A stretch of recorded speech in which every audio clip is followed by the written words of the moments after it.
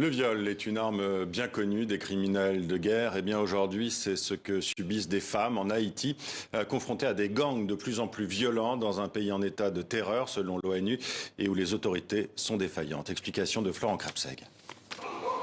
Elle a souhaité qu'on l'appelle Nadia.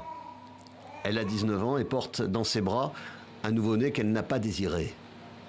L'année dernière, alors qu'elle sortait de son école professionnelle à Port-au-Prince, Nadia a été kidnappée. À Haïti, peu de femmes, victimes comme elle de violences sexuelles, trouvent le courage de raconter ce qu'elles ont enduré. Bon, à partir de fait 3 jours, là en dedans, je me suis mariée, j'ai fait 3 jours, il t'a violé, mais il volé les 3 jours. Il n'y a pas de bon manger, mais il t'a battu. Bon, je ne peux pas dire que je suis parce que je ne peux pas rien du tout.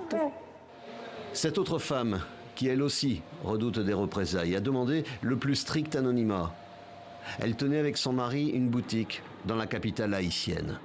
Bandi sorti quand elle sorti, mettez-moi dehors, battre-moi, touyer mari, violer, mettez-moi sous lit. Et puis faire perdre tout ça me posséder. Moi pas bien, moi pas à l'aise. Et me arrivé dans une position pour me détruire tête moi. Joviana Michel est médecin. Elle officie en première ligne dans une clinique mobile dans le quartier de Cité-Soleil, l'épicentre de l'activité des gangs. Des témoignages comme ceux-ci, elle en recueille constamment. Tu t'imagines une femme qu'elle a rien de donner aux enfants, une personne l'a violée, c'est tragique.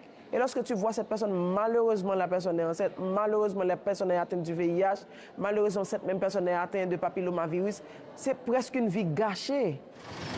Les gangs gagnent sans cesse du terrain. Ils tuent, violent et rackettent.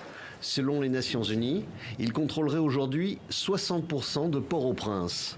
Mais pour bon nombre d'habitants, le chiffre réel serait plus proche de 100%.